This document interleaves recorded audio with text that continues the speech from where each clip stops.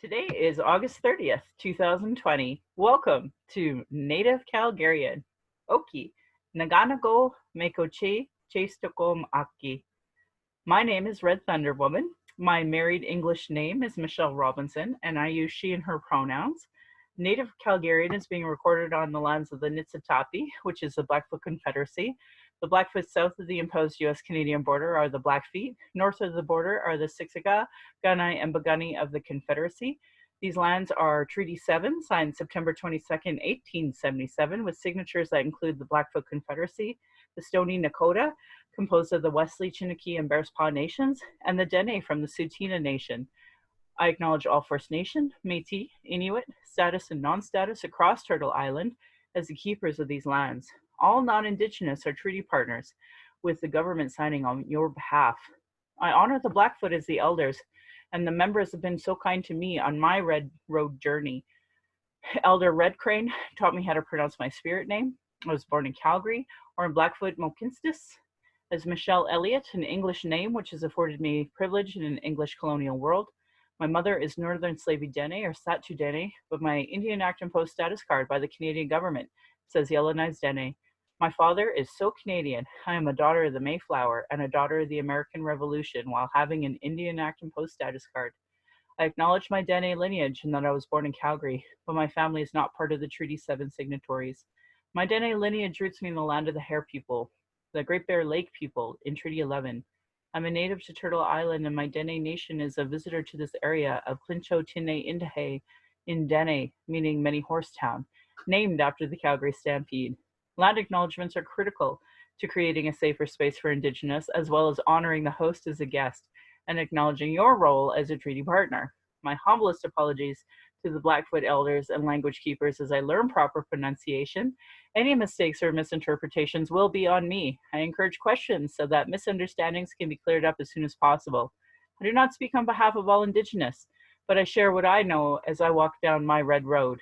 If you're experiencing emotional distress after hearing anything we talked about today and want to talk, call the First Nation and Inuit Hope for Wellness helpline at 1-855-242-3310.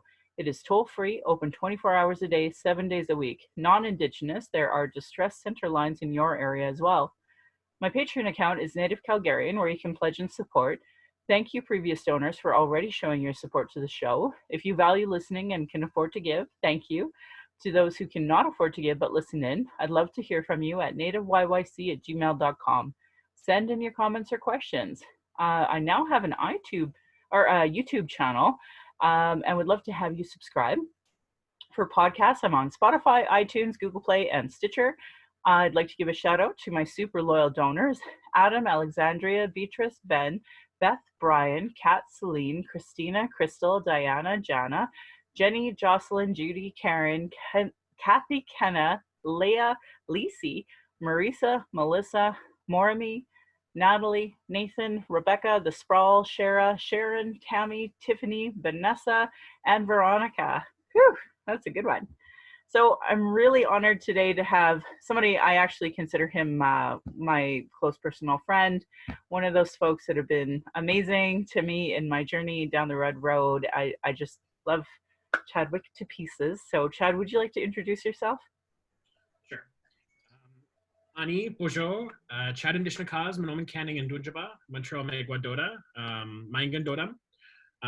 For those listening, that was my Anishinaabe language, Anishinaabe Moen. What I was saying was my name is Chad. I am from the community of Mississaugas of Rice Lake, Canada, and the Indian Act refer to it as Hiawatha First Nation. I am Mississauga, a member nation of the Anishinaabe. I currently live in the Montreal area in Quebec, which is built upon Mohawk territory, unceded Mohawk territory, who are the traditional stewards of the area that I am. And I'm coming to you from that territory, but my territory is near what we would call Peterborough, Ontario.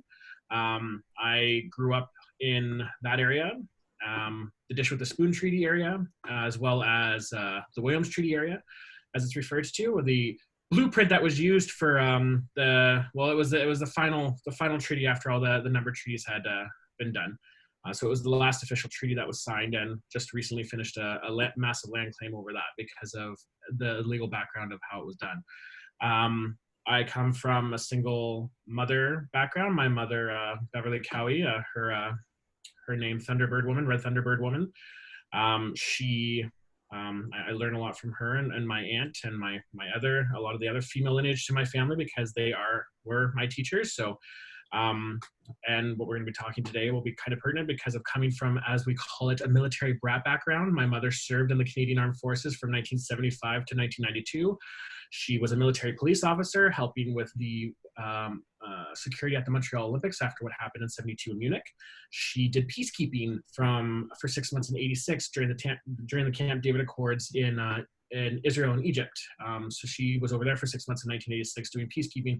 She also helped with bringing Vietnamese refugees, or as it's sometimes referred to, the boat people, not politically correct, but that's the term that was used that she recalled. She was a part of the Canadian detail that helped bring refugees over after the south part of Vietnam fell to the north back in '78.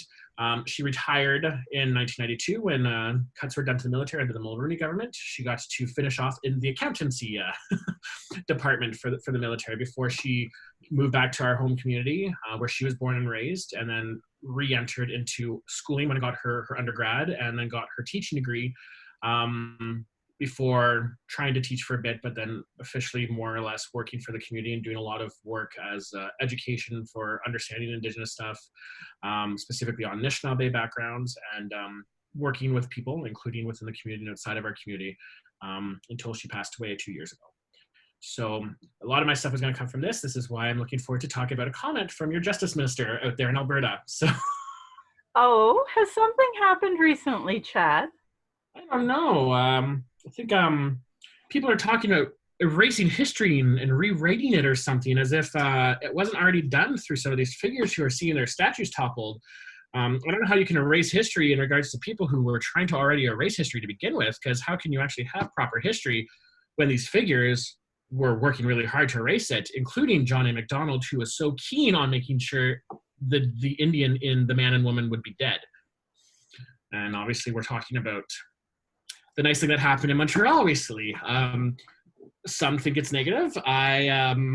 We'll discuss it. Yeah, well, and you know what? Let's discuss it. So yesterday was a national protest to defund the police, and Calgary definitely took part of it. We actually had some folks from the Black community in Edmonton come down to Calgary, and you're gonna love this. So Global News, their national news link, actually took pictures of what happened in Calgary and put Edmonton, because someone who works there obviously recognized our speakers as from Edmonton. But you know, obviously, there's so much proof to document they were here in Calgary. So they, of course, the news media once again got their propaganda wrong when it comes to dealing with racism. Shocking, I know. So I was a part of those protests here in Calgary, and we took a knee on Center Street, which was right. Center Street is actually the road that has the Calgary Tower. So it was pretty dramatic for us to take a knee in two of the major intersections, and the last one being right in front of the tower. 9th Ave is a pretty major intersection. So so this was to defund the police, and then we moved over to City Hall and had speeches and had that conversation. So by the time I had gotten home, I was a little exhausted. But what I was not prepared for was seeing Montreal, who took down a statue of John A. Macdonald, but it didn't just come down. The way it fell on its head and then flopped over, and so the head popped off. And like somebody, by the time I had got home, because you know you're how many hours ahead of me, by the time I had got home, it was already remixed and had a great background to it. So I've just been watching that over and over and over again, and I can't get enough of it. So that's really what we're referring to. However, because you're out east and I'm here out in the west, obviously the Indigenous commentators as well as the political commentators have had their go at this. A lot of, I ran for provincial politics here in Alberta, and the So I'm speaking as a loser, just kidding. But as someone who did not win, I did come across a lot of what the MLAs and what my premier is saying, and there was a lot of political fallout from this conversation. And so let's get started. Tell me, I know you have a few things queued up that you want to discuss. And actually, because I was at those protests, I haven't seen them all, so I can't wait. So before I go on, the other thing I forgot to mention, as I would have said in the podcast we did in June. So I am a PhD candidate in political science at the University of Alberta. So I've done my time in Wild Rose Country, specifically Treaty 6 time. I miss it. Unfortunately, though, I'm not a fan of Jason Kenney. So I know too many people who are trying to flee the province because of being labeled as liberals or progressives, or simply because of being LGBT or being minorities. So it's unfortunate to see that. We've had a number of friends leave. We moved because, as you know, my partner, my husband got a job back here in the east that we had to move back here for after Target left the country. But so I'm a PhD candidate from there in political science. I do Canadian and comparative politics according to the University of Alberta, but I do Indigenous politics is more what I do. Canadian Indigenous, settler Indigenous politics is what I focus on. My master's degree is from the University of Manitoba in political studies. My MA advisor was Dr. Kiera Ladner. So if anyone is looking at wanting to understand more in regards to Canadian Indigenous political relations, Kiera Ladner is someone to reach. She's one of the select few who has been in the department or in the field of political science who does a lot of stuff to do with constitutionalism and just deconstructing some of the existence that we seem to be learning, or that how we learn and what we're missing in regards to learning. Joyce Green would be another one. Glenn Coulthard, Hayden King. There are tons of Indigenous scholars that are coming out and that are on the cusp of coming out as full doctors, as they would be obviously in academia. It's still weird for me to think that I'll hopefully be called that soon, but so that's my background with my undergrad at Western University, or formerly known as University of Western Ontario, where I did an honors degree in political science and a minor in First Nation studies. So for those who might doubt my background, because I know sometimes there's questions about who looks stereotypically Native, remember, because Michelle, weren't you, you're blonde, right? You're blonde and light skinned? Yeah, this week I was recently called platinum blonde and light skin as an example of lateral violence, yeah. Yeah.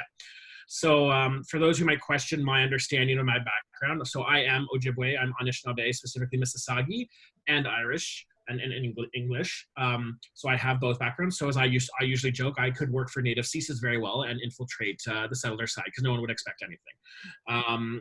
But for those who will say that I don't know anything, I have a PhD. I'm on my way to finishing my PhD in political science. I have a master's degree. I've passed my comprehensive exams. I've done my studies. I have my dissertation proposal passed. So I also have the Western academic background in it. And I say that because time after time, my credibility is questioned on this because they think I'm not educated enough, or they think I'm not Indigenous enough. So, and this is usually from non-Indigenous side, but sometimes it comes from the Indigenous side too. It depends on who and what the topic is. So I want to clarify that first, because I think that's important to include. These are book smarts, and some of it is street smarts, as we call it. So what I have is from my growing up, my existence, and I'm also two-spirited. As I said, I have I'm married, and my husband Dan and I have been together for over a decade. We have maneuvered through that route. I remember going to the protests back in 2004, 2005, just before same-sex marriage was legalized. Thankfully, we were able to eventually, like at the time, obviously Dan and I weren't together because we didn't know each other, but we obviously had the chance and opportunity because of people favoring equality to be able to have that done in November of 2017. And as you know, Michelle, you were there. So I just want to qualify from my background and where I'm coming from this. I get labeled as a leftist because of my stances on Indigenous rights, which is kind of funny because I look at it through rule of law, and I'm usually looking at it as a lens of using Western understandings against the perceived stereotypes that exist, or the lack of knowledge people seem to have on this. So this is where we're going to have fun just deconstructing some of this stuff. I think there might be another reason why you're also considered a leftist. And when you talked about your street smarts, I think maybe you should mention a little bit of your volunteer work that may have connected us. So I am a recovering liberal.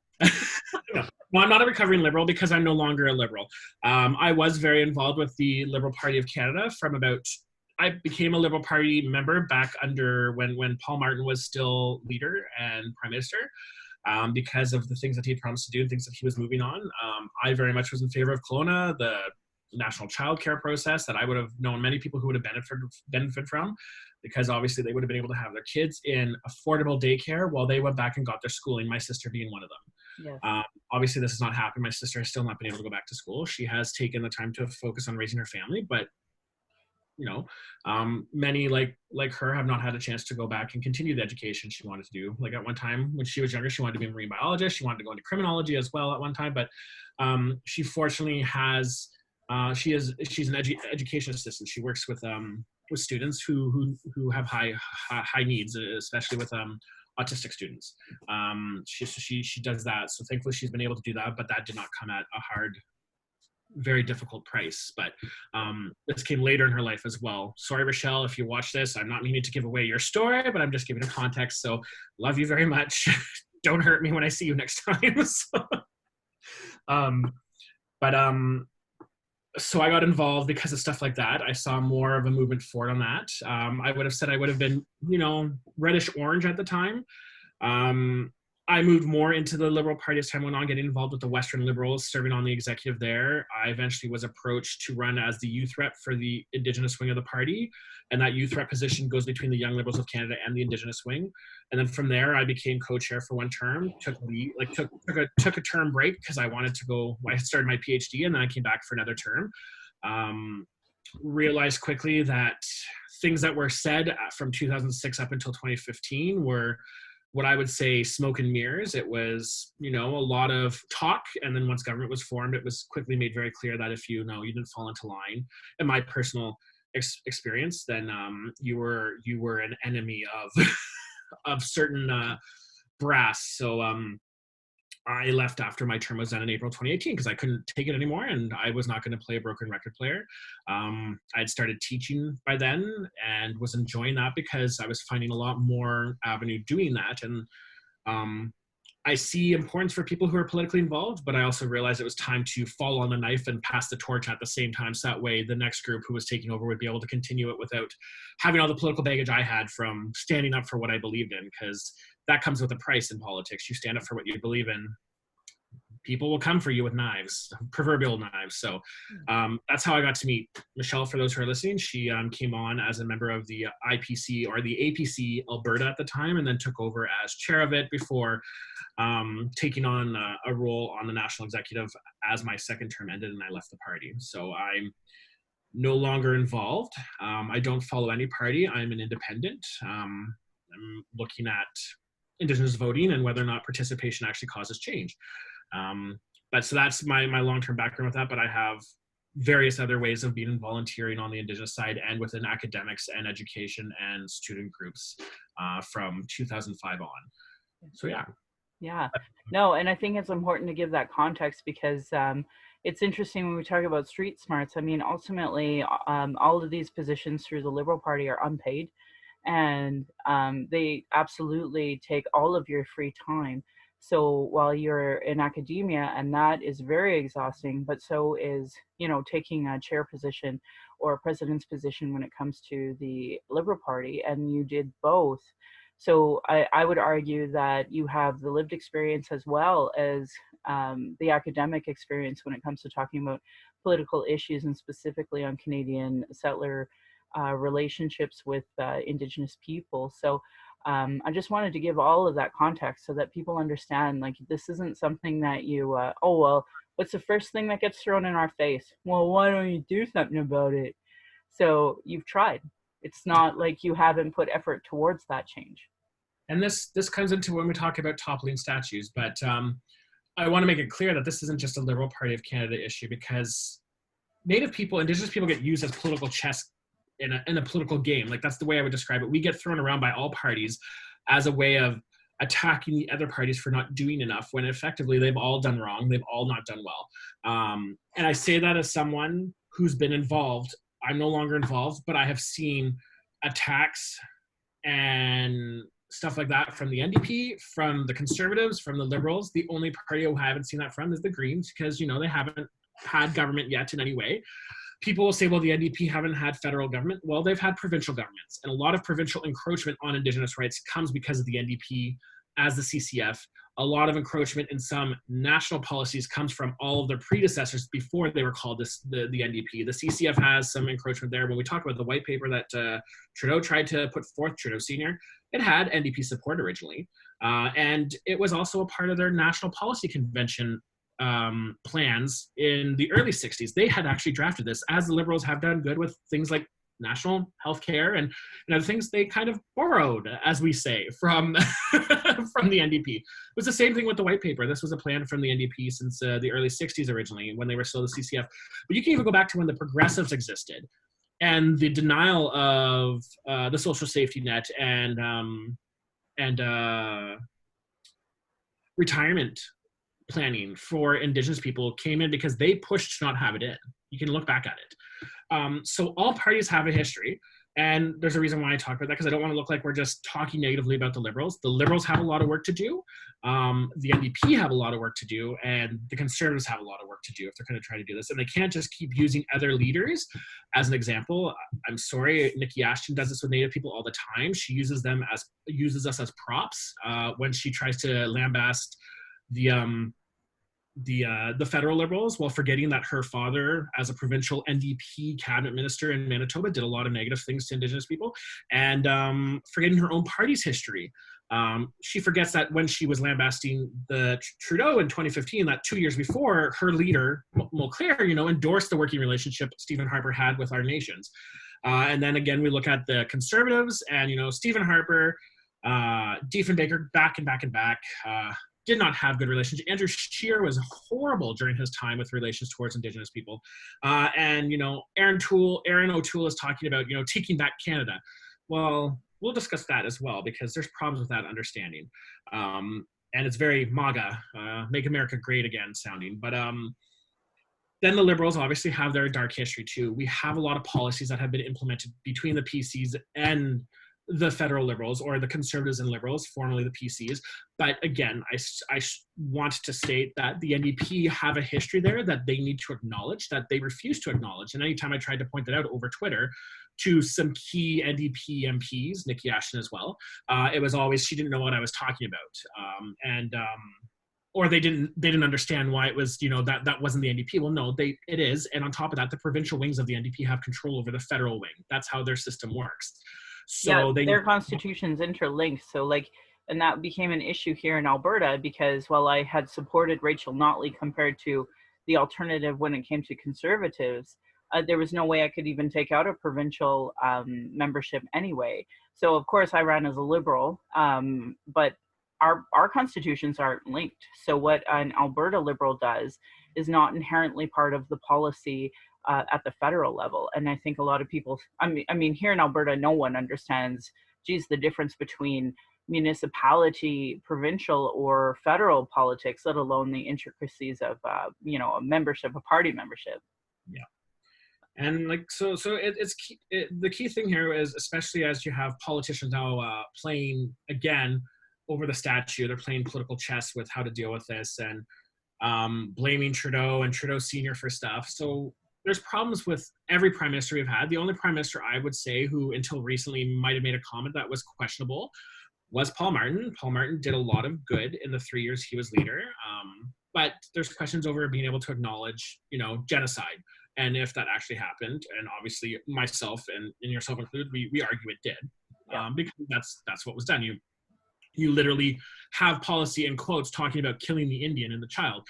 This policy that comes right from, that statue toppled over John A. Macdonald, and him having this idea for a long time. And part of the reason for that is because you have to dismantle and get rid of what existed before. And this all comes about because when Europeans came here, we weren't talked about in the Bible. Native people, Indigenous people of the Americas in general, weren't mentioned. So there was confusion about whether or not Indigenous people were human. So there was a long battle up until the 1530s, up until 1537, I believe.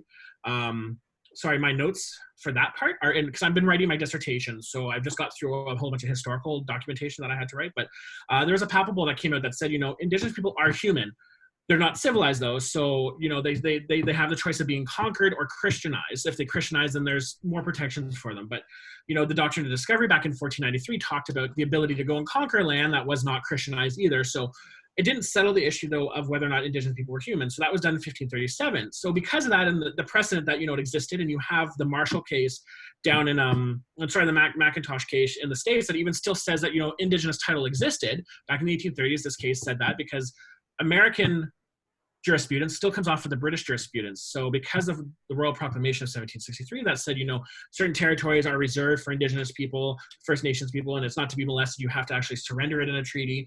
The Americans also kept following that because that was what was precedent, and that's what American law based it off. So you had this case in the 1830s that said Aboriginal title did exist, but it was still kind of extinguished by the Americans by the 1830s. So it existed, but it didn't exist where they were. So you still had to go through the United States government to appropriate more land down in the States, and that's kind of what they did. Or you had to outright conquer them, as they said they did when they did the Prairie Wars as time went on.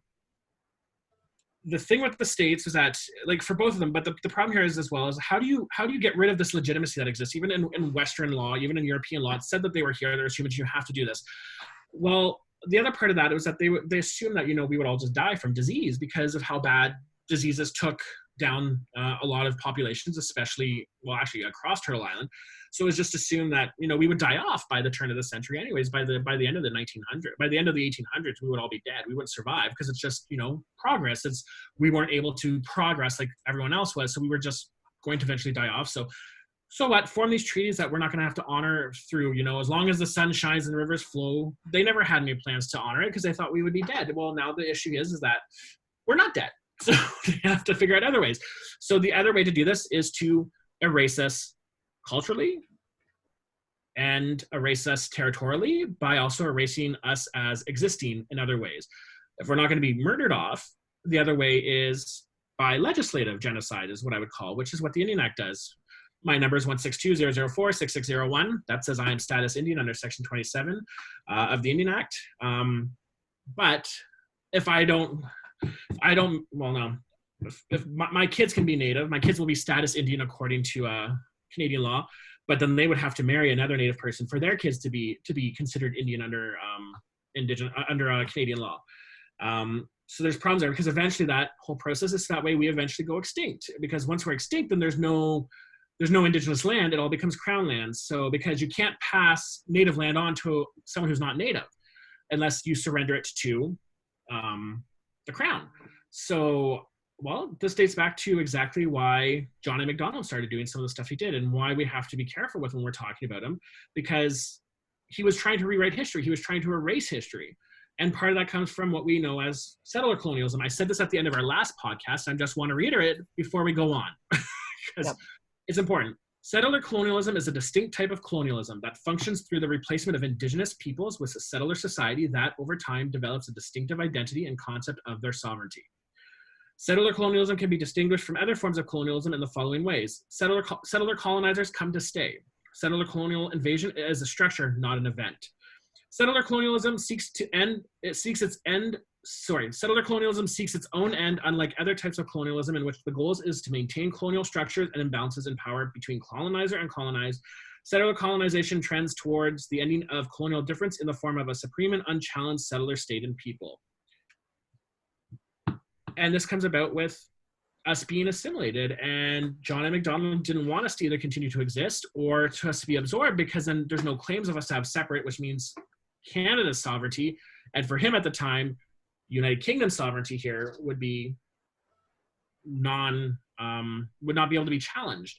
So you have a history of rewriting that. We're taught that Indigenous structures of governance were, not that complicated, that it was just, Cheftian and, and it was hereditary. Well, that's not the case. From the Haudenosaunee to the Anishinaabe to the Blackfoot, the confederacy structures that those had are very complicated. The clan structure, the seven grandfathers, for my people, the Minoba, like the understanding of law and following the right path, the Minoba Moduin is so key to being that. And on top of this whole idea that, in order to be Indian or Ojibwe or Blackfoot, you have to also have this card. You have to have a certain amount of blood, or you have to be a certain generation of it before you're no longer native. That's all settler construct. That does not exist for us. We always had forms of citizenship and we had forms of adoption.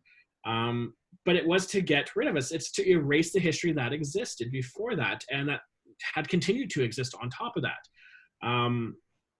We forget that because we're not taught that part. We're not taught about the complications that existed throughout this time. We're not taught about how Indigenous structures existed. We're not taught that the United States of America pretty much stole the idea of their confederation, the federation, from the Haudenosaunee. The idea of different regions coming together and being equally represented come from Indigenous confederations that already existed in the Americas. Let alone the fact that the United States stole the eagle symbol right away, because that was a symbol for the Haudenosaunee as well.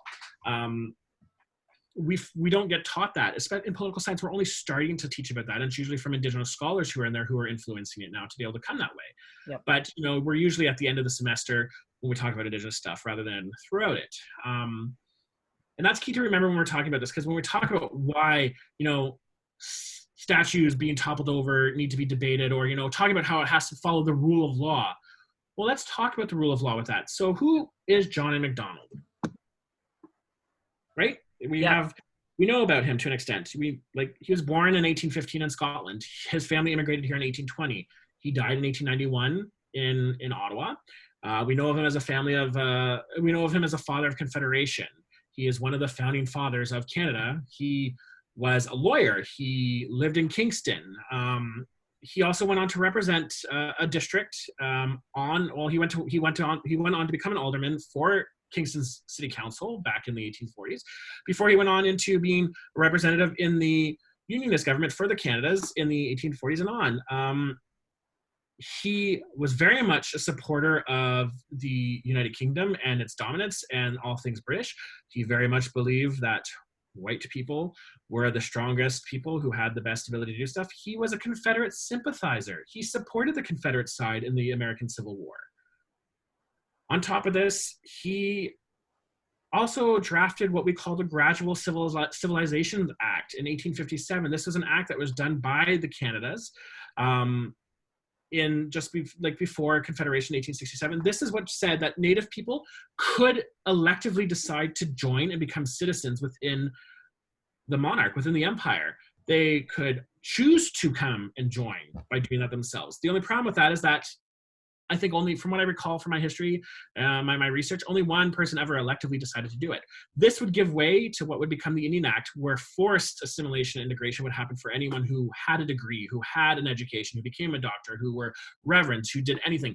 And under the Gradual Civilizations Act, you could apply for it and you could be recognized for it. But under what would become later, when it was forced, a committee that you didn't even have to apply to would come and tell you if you were civilized or not. So if someone was too white or too European acting for them, too educated, they could come and say, now you are civilized and therefore you are no longer allowed to be involved with your community.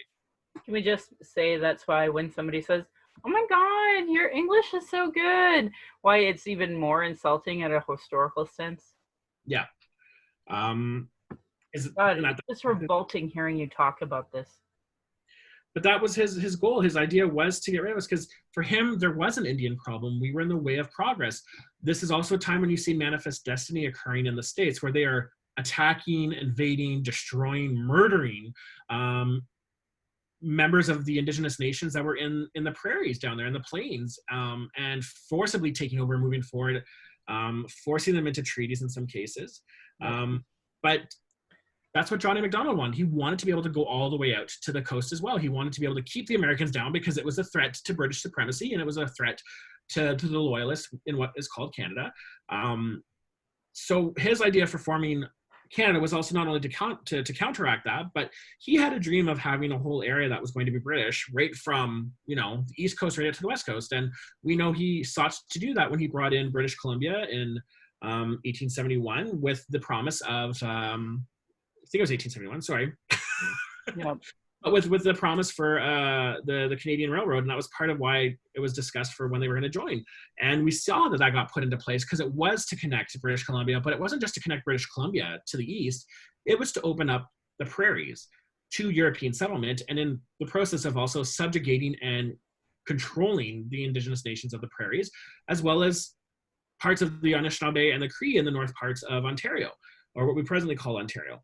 You see that with the way the treaties are formed, how it's forced upon on them in some cases. You see the documentations from such as like clearing the book, Clearing the Plains, where James Daschuk talks about how, you know, some of these did it because they thought it was the only way forward, because they looked like there was going to be little ability to go forward without doing that. But by this time, there's also the push to have them fully start to be deconstructed as who they are. On top of that, you have the Red River Rebellion. You have the Northwest Rebellion in 1885. These are pushbacks against John A's idea of this coast-to-coast thing of a dominant entity that was going to be obviously through the UK as part of it. So you have the Red River Rebellion because of the selling of, you know, oh my God. Having supposedly selling from the Hudson Bay Company all the territory in what is now central Canada, all the way over to the British. Well, that included parts of what the Métis consider their homeland. So how could that be done when they never agreed to that, especially when this was done before Manitoba joins in 1870? How could this even be done before that area is not even treated yet in 1871? So you have pushback. This leads to the rebellion. This leads to eventually Manitoba forming. This leads to a definition of what Métis is according to Canadian law. But again, there's still issues about no treaty there. So you have the treaty number 1 of 1871, which would eventually be the process for treaties 1 through 11, as well as the final Williams Treaty, when the Williams Treaty brings in the provinces into the idea. So this modern treaty idea where the provinces and the federal government and an Indigenous community sit there, it starts with the 1920s with the Williams Treaty, when you have Ontario and Canada tell the Mississaugas and the Chippewas in central and southern Ontario what they're going to accept. In that form of treaty. But you have this whole thing going on, and his whole process of this is because he wants to open it to that. He wants to get rid of us because we're in the way of progress. So on top of this, what does he do after he has the treaty signed and we're put into reservations? Well, you have to keep us tame. You have to keep us in place. So what gets formed? The Northwest Mounted Police. We see that our Heritage commercial talking about how, you know, it's there to help keep the Americans out of all the gold that they're trying to claim in the Klondike and all that. No, they were formed to keep control in the prairies and to keep Indigenous people in place. Prairie nations or prairie communities, reservations are big in numbers of how many people live there because people were forced into an area, and then usually there's a fort not too far away from Indigenous communities out there. It was to keep them in check, and then when that wasn't necessarily working, the other plan, especially after the rebellion of 1885, where the Métis said no because of what was being done in Manitoba. At the same time, you have an uprising, not an uprising, but you have pushback from 2 different Indigenous nations, First Nations specifically, in the prairies, who also simultaneously as the Métis are pushing back, rise up against it. Just talking about it like that, we use the term rebellion in Canadian history. How is it a rebellion when these people aren't even in Canadian territory? This is just a war. This is a pushback against intruders and invaders. We need to remember that as well when we talk about the Red River Rebellion, the 1885 rebellion. It's not a rebellion. These are invasions by outside sources. And when that isn't going his way, that railroad that is almost completed in 1885 becomes a key way of bringing out more military to do what? To suppress, to murder, to try Indigenous leaders who are not actually under the control of Canada or the Crown. But on top of that, a way to keep them in check after that, which we don't talk about in Canadian history, and which is a kind of part of the big thing that we hear right now. MacDonald purposely had Indian agents withdraw and hold food and medical ability and medical help for prairie nations in order to starve them into subjugations. His actions led to the murder and death and starvation of thousands of Indigenous people, First Nations, Métis people on the prairies.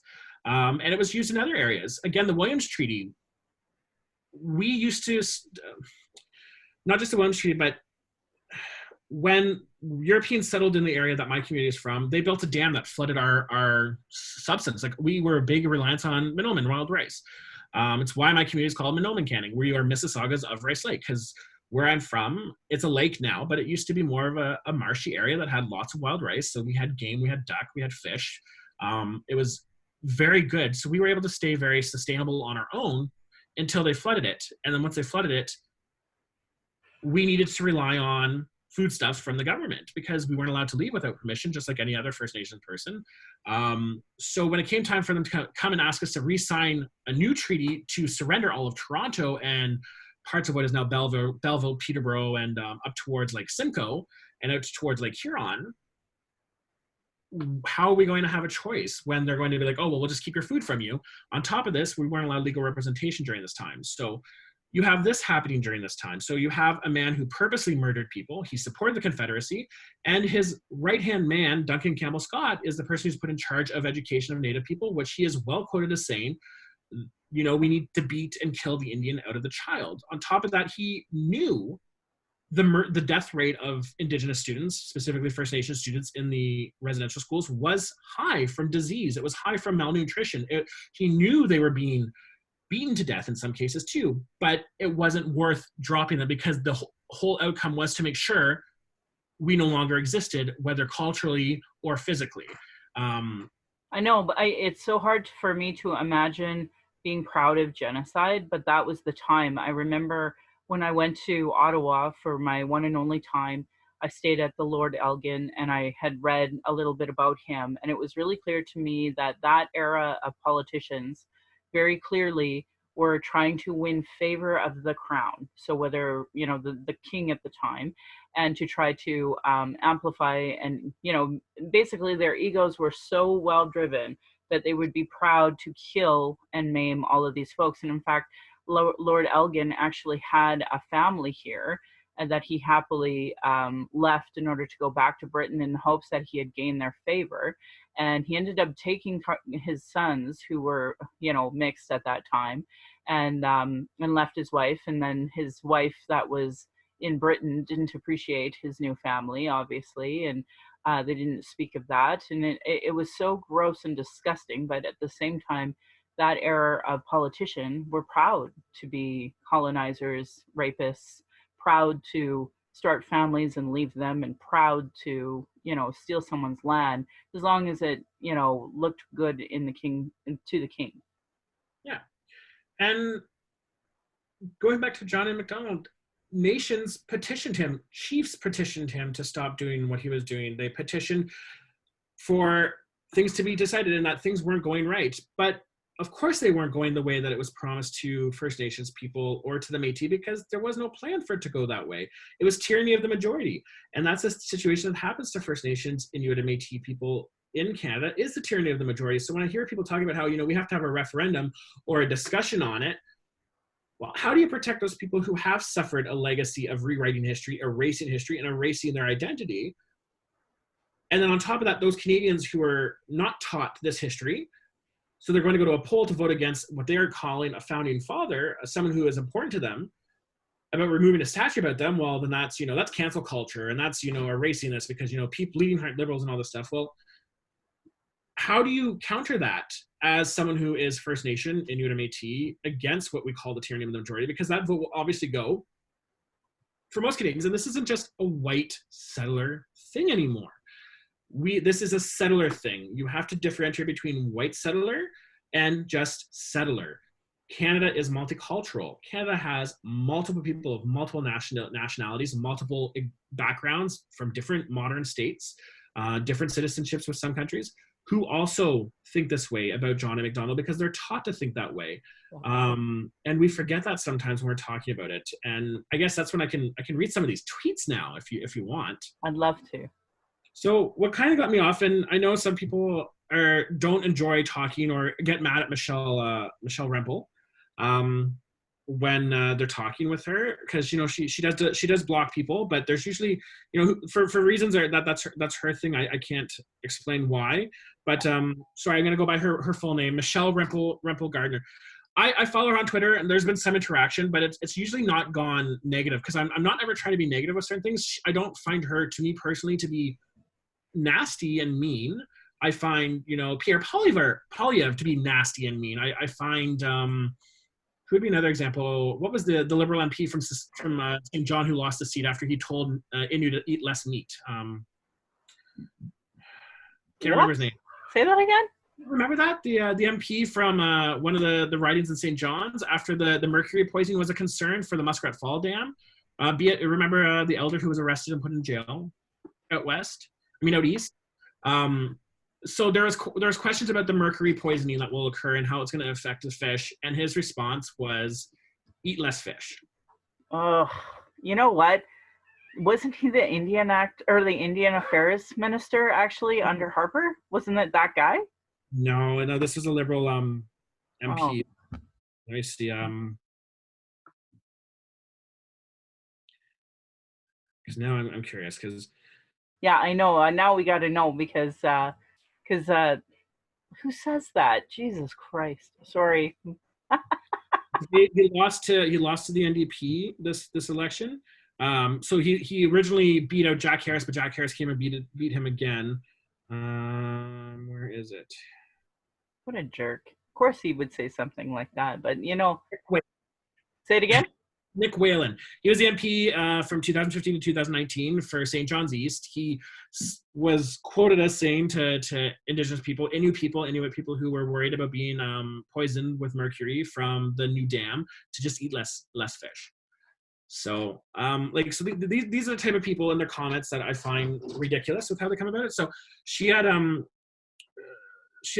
posted stuff in regards to the toppling of the statue, which I kind of, engaged and asked a question about because I thought it was I wanted to know what was more meant by it. I just have to find out where they are. Did she seriously reply to you? Because she doesn't reply to a lot of people. She responded because I asked her. I'm like, well, how do we go? I'll say what I said after I find out what she said. That's really good though. I did end up blocking her because I think it was during Jody Wilson Rainbow and SNC Lavalin. A lot of, as you know, a lot of Liberals came out as very racist, and as did the Conservatives, and it's just, honestly, it's really hard to even read that crap anymore, and I just couldn't anymore for my mental health. I just couldn't read her crap, so I ended up blocking her. I block a lot of people though. If you're conservative, I see you as the staffers. They don't use Twitter for good, they only use it for bad, so that's why part of it. Yeah, it's difficult with how it's approached. There's I'm surprised Jason Kenney hasn't blocked me because we had a whole thing about who's allowed to talk for Indigenous people, and he tried to say that there has to be a way of restricting who is one through the Indian Act, pretty much, because he has Algonquin background. So does that make him right to be able to be Algonquin and go talk to the elders of the community that you're Gross. From? You know what? He actually did block me on his provincial Facebook page. So that was when I decided I would block all of his people, all the UCP supporters, both on Facebook and Twitter, because they don't use it to listen, and they didn't want to give me a platform to actually give a counterpiece, and they didn't know how to respond to me. So his staffers actually blocked me on his Facebook page. Where is the conversation? So of course we had no way to interact with each other during the provincial election, as here I am trying to talk about Indigenous issues, and because his people wouldn't, obviously interact with me or let me interact with him on his Facebook page, I was like, screw you, then you can't interact with me. Because I know they would just take it out of context and not give me a space to actually explain, whether it was 94 calls to action or the 231 calls to justice. Did you find it? Yeah. So I let me do a little bit of digging. She had said, someone had said, my vote would be to tear them all down. Why do we even need statues of anyone or anything, including colorful sidewalks? And then someone said, you said vote. The key matter at heart, if we are a democracy, every voice is weighed and a decision is made. The mob does not rule. And I understand to an extent there's an issue with mob rule. So I said, I'm like, how do we vote on it without making some Canadians feel like Canadian identity isn't being erased, while Indigenous also renew and relearn theirs, all while moving forward together? I've been pondering this for the last few months myself, but there was also another part that I'd asked her about. Where is it? So I said, first of all, I agree rule by mob is as bad as rule by tyranny and by genocide. What about tyranny of majority and such votes? I understand for some, John A. is a father. For many First Nations, he is a destroyer of life and nations. With many not knowing this part of his legacy, how do we reconcile? And then I followed it up with, I said, my comment is meant honestly and with no malice. I follow up question for my family. He is a symbol of much oppression and destruction, Irish and Anishinaabe here. How can I and others like me be protected from such votes with stereotypes that continue to exist? I said, how do we vote? And then I said, how do we vote on it without making some Canadians feel like Canadian identity isn't being erased, while Indigenous also are renewing theirs and re-entrenching it? all while moving forward together. So she had just responded, where is it? Because I shared it. Because she responded, which was really nice of her. And I told her thank you. She just said, being able to figure this shit out should be the national identity of Canada, as opposed to Trudeau, who claims that we don't have one, where we're either a pluralism that figures out how to respect the rights of First Nations and Indigenous persons, or we will see civil disobedience. And so I said, miigwech for responding. My cues came from my Anishinaabe and academic understandings. I'm like, and being a military brat, I've not been party affiliated in 2 years. I feel all political parties can do better and have a long way to go, not use Indigenous people as political chess game. In a political chess game, I'm like, thank you for responding. So this is my conversation with her, which I was very thankful for. Yeah. Because allowed for discussion. I ended up having some conservative people follow me, which was really interesting because I think they'll probably re-choose that in a couple of days. But then it goes alongside of, Aaron O'Toole saying Canada wouldn't exist without Sir John A. Macdonald. Canada is a great country and one we should be proud of. We will not build a better future by defacing our past. It's time politicians grow background and stand up for our country. Well, to Aaron O'Toole, I would say there's no way going forward into a future while also doing reconciliation, while ignoring the past and not taking into consideration that that great person to him made it that way by destroying and murdering and starving hundreds of thousands of other people to death, without that person being responsible for why I don't know to the full extent my Mississauga background, my Mississauga language, why I don't know and haven't been able to participate from the very beginning in my clan, or understanding probably more about my family's history than I am allowed to now because of it being erased or being destroyed or being ignored. That man made it so that way my grandfather lost out on a lot of opportunities simply because he was First Nation. My mother lost out on opportunities because she was simply First Nations.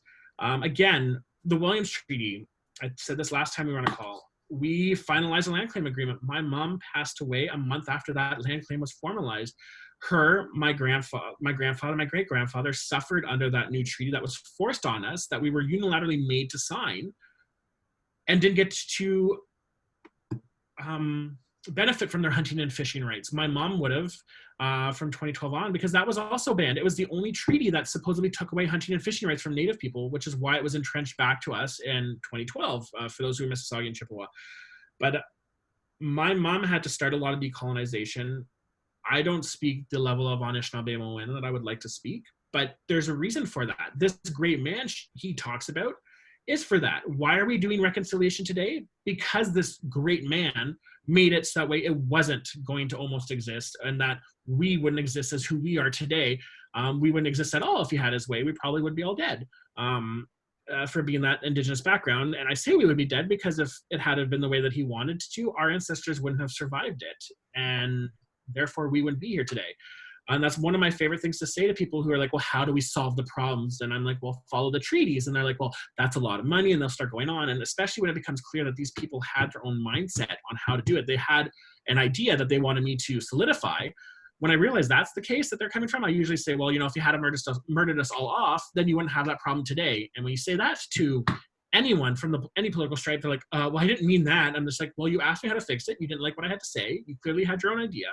Yep. So your idea would only work if, we didn't exist today. So figure it out. Listen to us.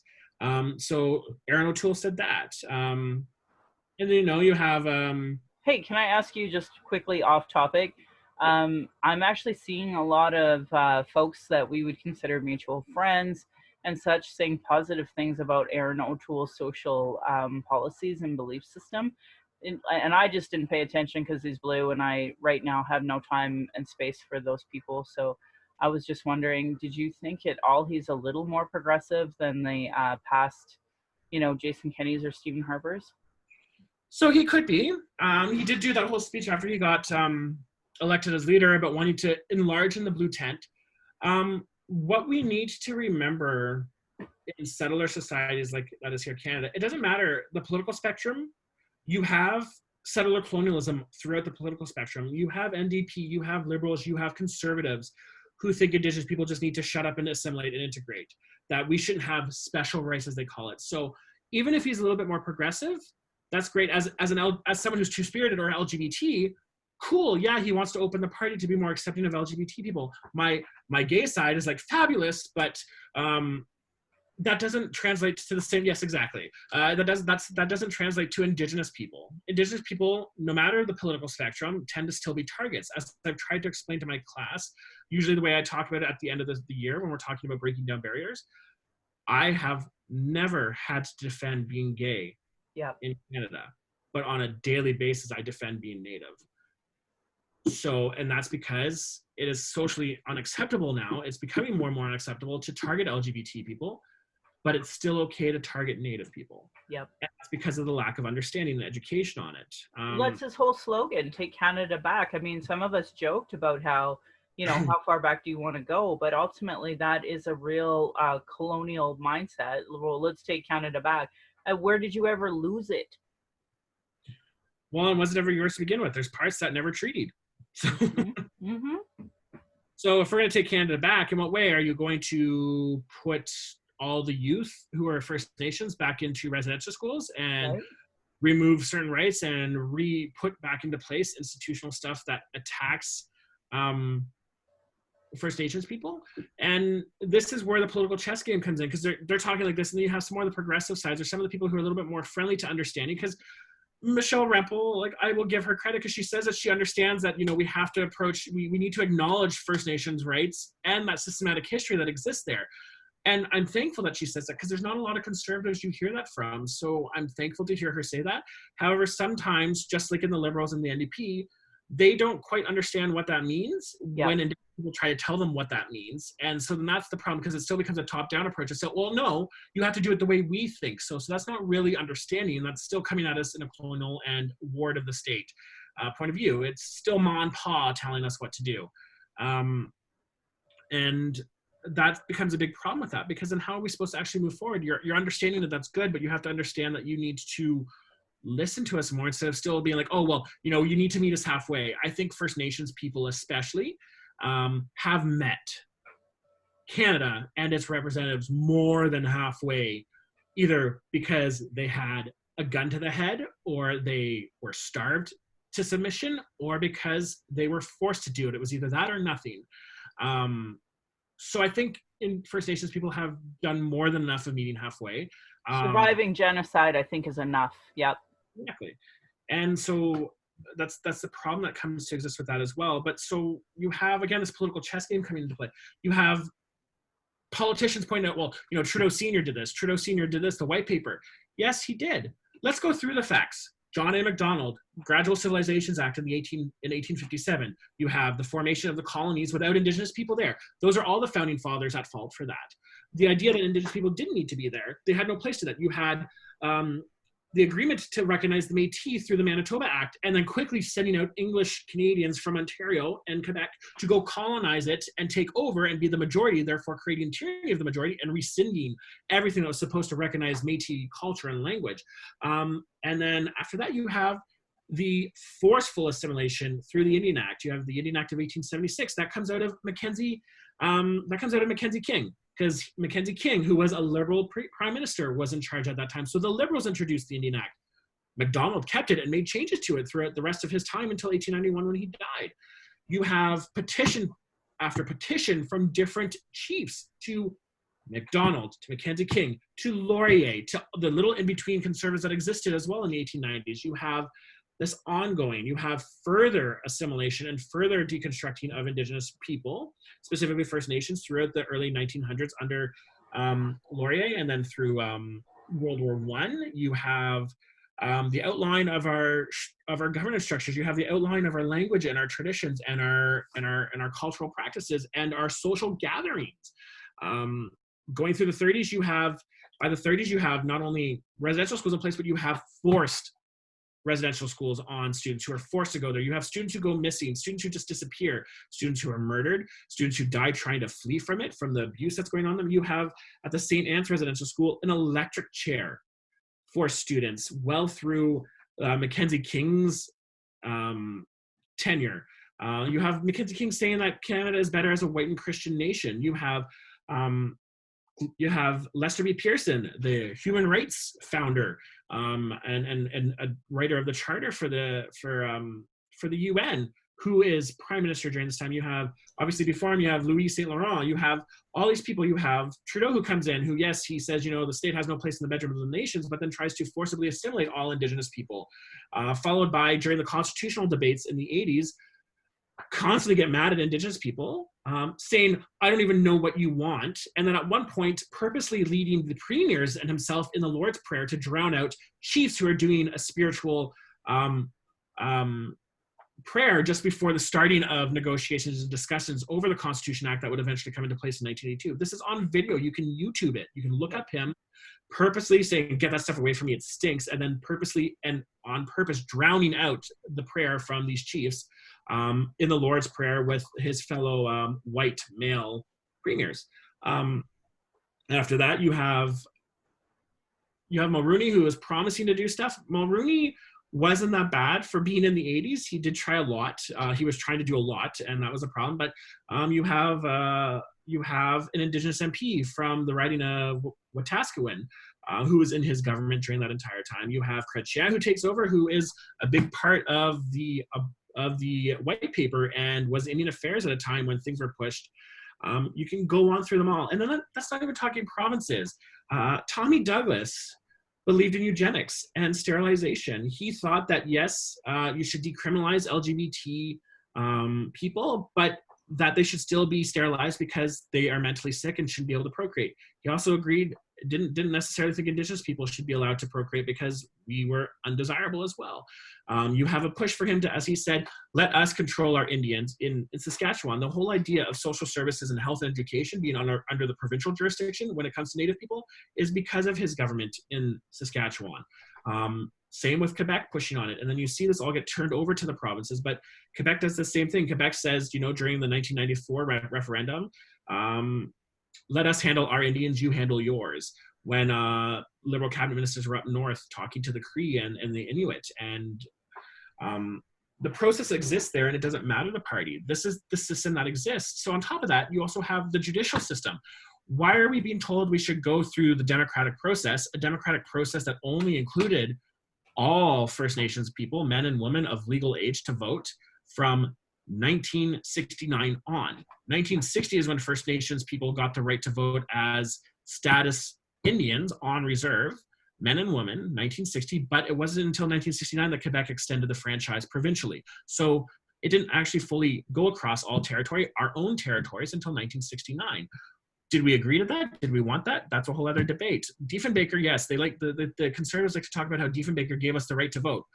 That's not what we ever asked for. We asked for the recognition of our nations and our governance because our governance was outlawed in a system that never was ours, a system that was unilaterally put on us. So why are we going to trust the justice system of a settler state that has been always put into place to undermine our own existence? Yeah. Why would we be looking towards the justice system of Canada to keep us alive or to recognize us when it has been put in place to not recognize us and to actually deconstruct us even more? Yeah. So these are the things that exist in this. So why are we going to trust the system? Why would we trust a democratic process where we were denied until 1969 across the country, federally until 1960? And in the case of Inuits, denied because ballot boxes weren't provided to some of their communities until the 70s, even though they had the right to vote from 1951 on. Why are we going to trust the justice system when, especially for the Inuit, there was a debate over who had control over them well into the 1920s. The feds tried to say the provinces, and the provinces said the feds. And so that's why nothing happened until the 1930s when it came to Inuit.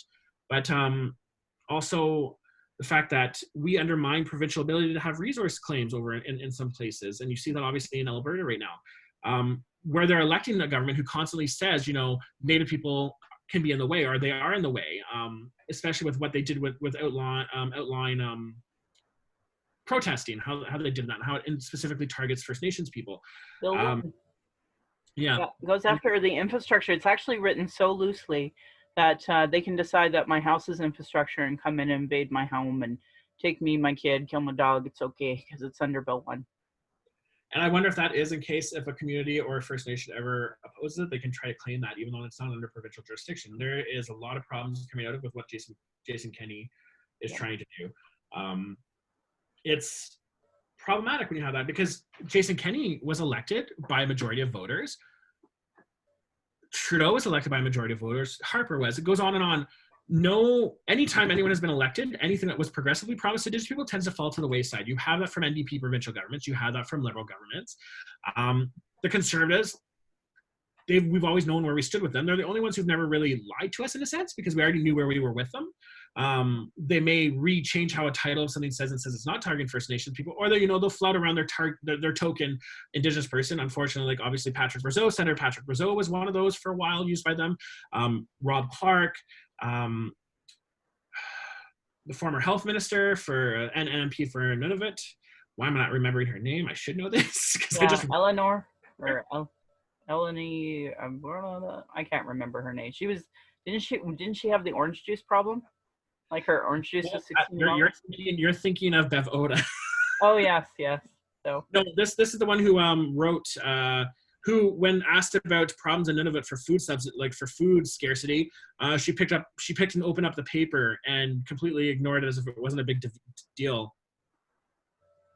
Yeah, I remember her. I just can't remember her name offhand. It's so crazy how so much happens so quickly that we can't remember some of their names when they used to come just off the tongue. So Leona Elgek. Yes, thank you. Thank you, Cindy. Because I was trying to remember her name at the beginning, but like you have those ones who get touted around, so that way they can claim that they're not being racist with their policies. You have the same thing in my mind. I'm no offense to the new Justice Minister for Alberta, but and this is where we'll talk about allyship and what it looks like when we're talking about settlers, and the fact that it doesn't just include white people when we talk about settlers. But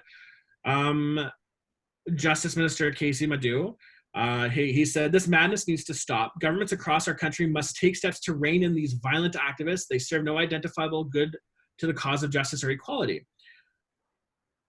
So, who's violent? Pardon? I said, who's violent?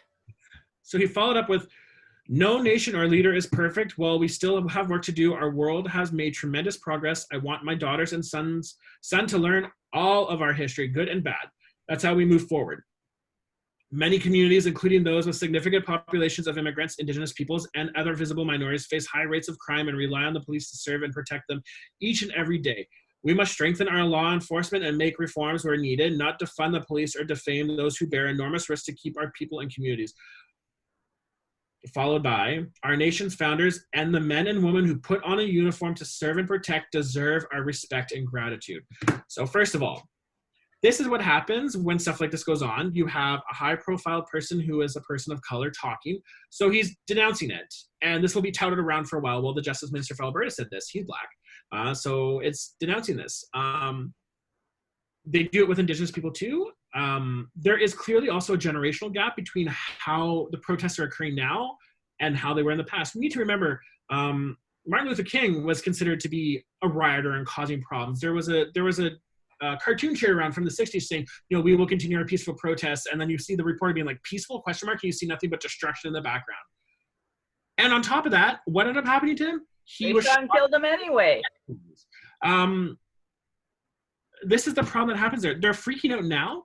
What we're talking about now in regards to Alexander, to any of the previous leaders, especially John A. Macdonald, Alexander Mackenzie, who was the prime minister, like I said, who brought in the Indian Act. We've been talking about this since the time that they were prime minister, since the time that they were in government. That hasn't changed.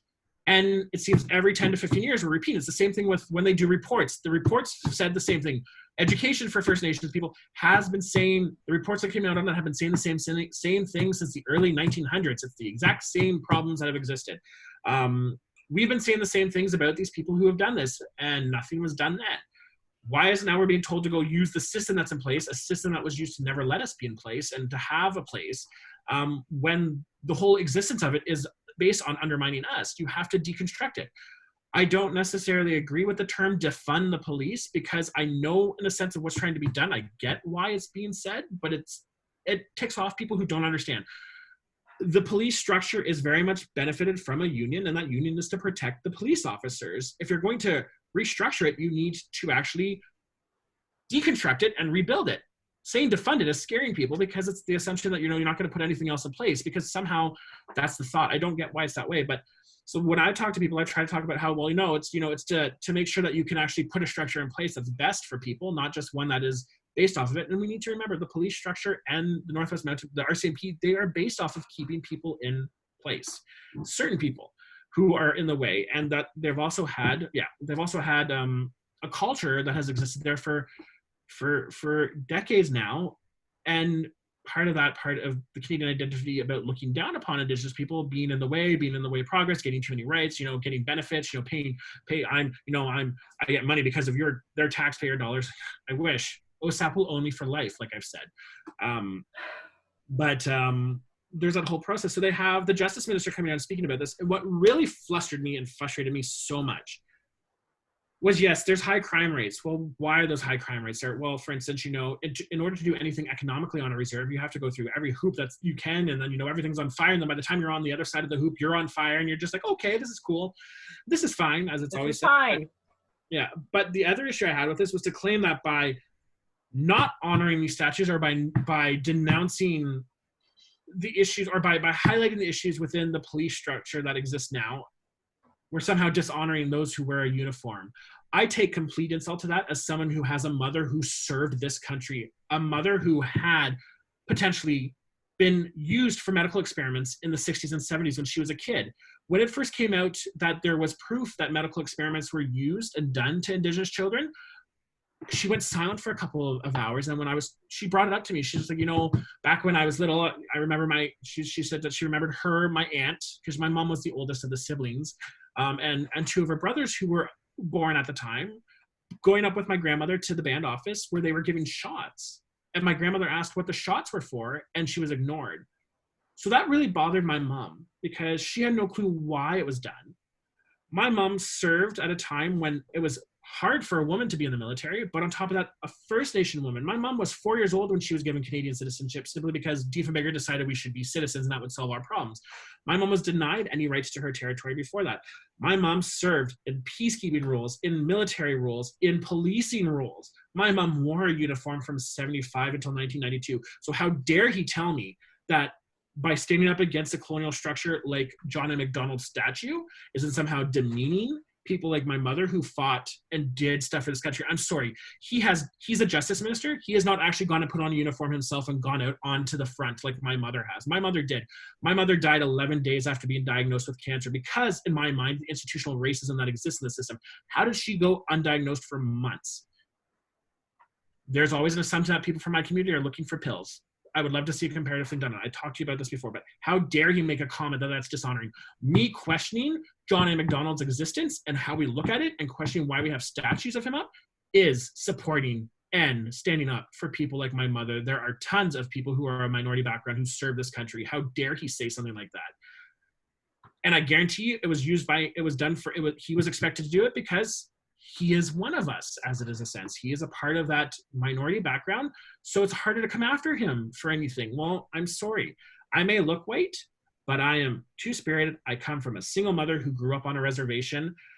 No, my mother served this country, and what did she get in the end? She got 11 days from being diagnosed with stage 4 cancer until the end because she is Native. What else did she get? She had a hard time being able to go back and get her education because of the stereotypes that existed there. The things that she fought and the things that she did for Canada in no way amount to being able to make a comment like that to somehow make it say that I'm not honoring those. I believe in the military. I believe in the justice system. The justice system needs to be reworked, and so does the police system. But to claim that that's not honoring them, that is a slap in the face of people like myself who grew up in the military bases, who grew up from minority parents, who grew up from female parents in the military, who understand the hardships that it was to do stuff and had that time taken away. I lost time with my mother while she served this country, only to have her pass away way too young because of stereotypes that exist there in my mind. And I will argue that till my face is blue because there's no reason why she should have had more time than she did. But my mom lost time with her children. A single mother, First Nation woman, lost time with her children while she was doing stuff and serving Canada, all while still learning and all while, still suffering from the legacy of colonization, not knowing her language, her traditions. She did not know her clan. She did not know her language until the early 90s when she started relearning them, when it was okay to start relearning them where I was from. So for him to say that, that's just adding like salt and lemon juice to the wounds of someone who gave all their time and lost time with it.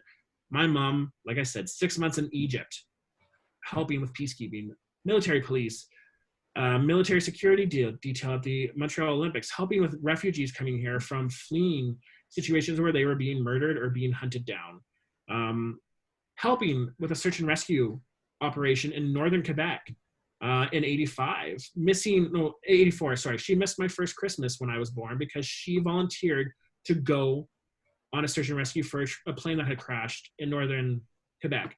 She missed my second birthday because she had spent 6 months in Egypt. She missed my fifth birthday while she was doing training out, might have been Edmonton. I can't remember because I was in Winnipeg at that time, but I remember being like, I was with our babysitter and a close friend of ours for my fifth birthday because my mom was not able to be there. My mom almost had to go to the Gulf War, but they wouldn't let single parents go.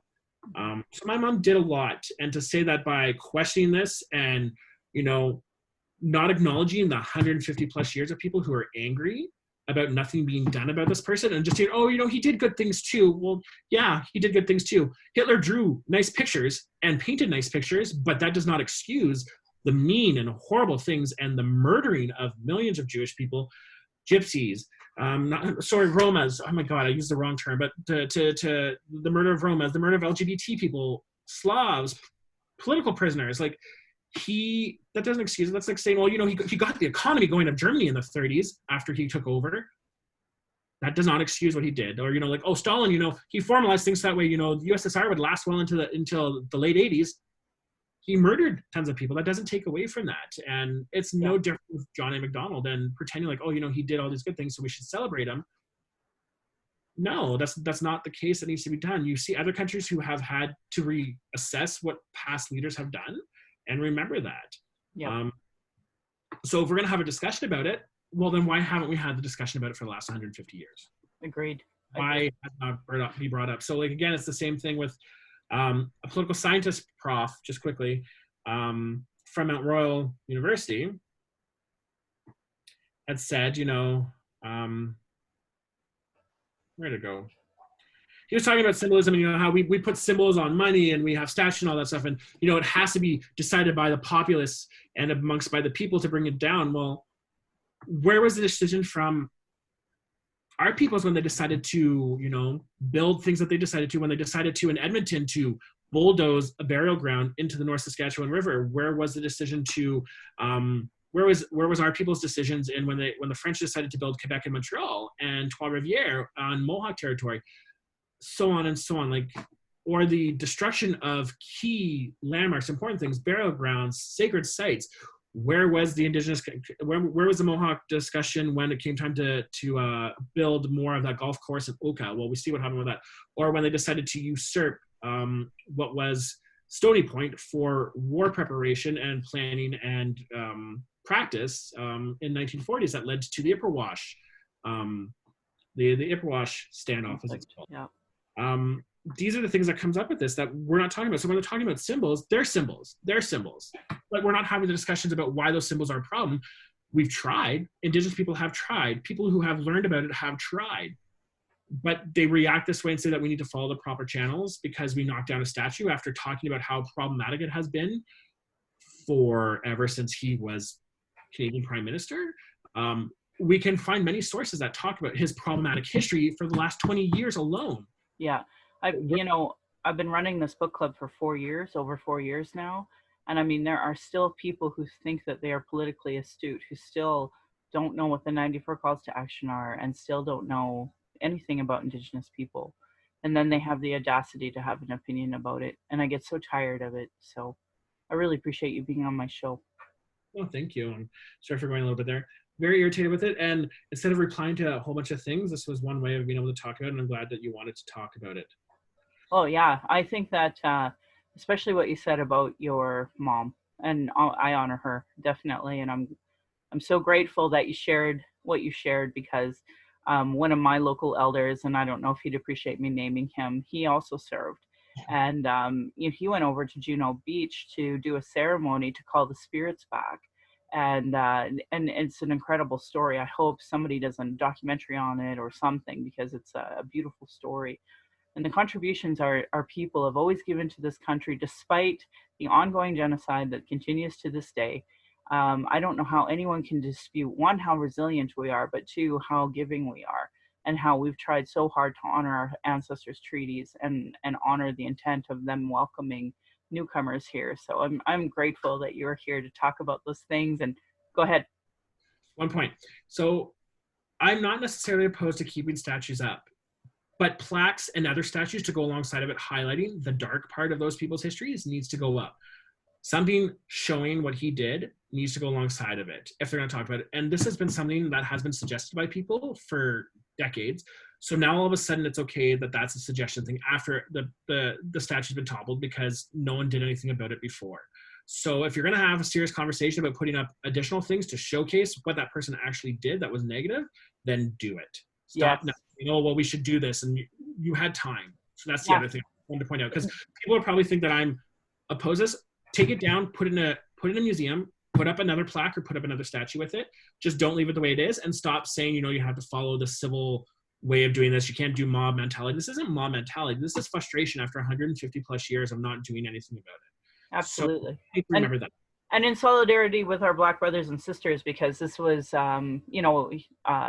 a response to the murder of George Floyd as well. I mean, they are the first ones to acknowledge that, while they were forced on slave ships to come here and build North America for the white settler population, they are the first to acknowledge it was on stolen land. And that's why I try to honor our Black brothers and sisters as they do this work.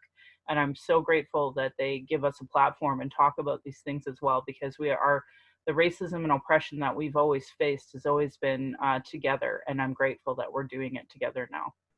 And I have a lot more faith in this next generation. The generation I think is that eighth fire, including that that generation of Black Canadians who are here, because they're getting it, they're making space, and they're not coming back with, when we talk about the settler racism that exists, they're not coming back and saying, Native people are racist to Black people too. It exists on both sides. I agree with that. But saying that as a way to counteract when talking about why it's not the same is nothing more than gaslighting and continuing the settler colonial point of view. I've heard that so many times when I've tried to point that out. So I commend some of these. I commend a lot of the younger generation who is pushing for this and saying, we've talked enough, we've discussed enough, we have researched enough, it's time to do now. How they go about doing that is a whole other question. I'm not going to oppose or support anything other than I don't believe in full-on violence when it comes to stuff, but I like the fact that they are actually showing that they're making space, because that is a big thing that has been missing, is making space when it comes to Indigenous people. And I see a good alliance that's forming there. But at the same time, some of our older generation, our group and above us, needs to realize that you can't say, we're all one. That's great, we are, but there's still things that benefit you as a settler, no matter the color you are, rather than an Indigenous person. And sometimes that's forgotten about. And if we actually want to talk about engaging Indigenous people and getting past racism and settler colonialism, then it needs to be acknowledged. And you can't just come back with, we're all treated bad through the system. There's a problem with that. Yep, agreed, my friend. Thank you for being on my show today. Thank you so much for having me again. Awesome.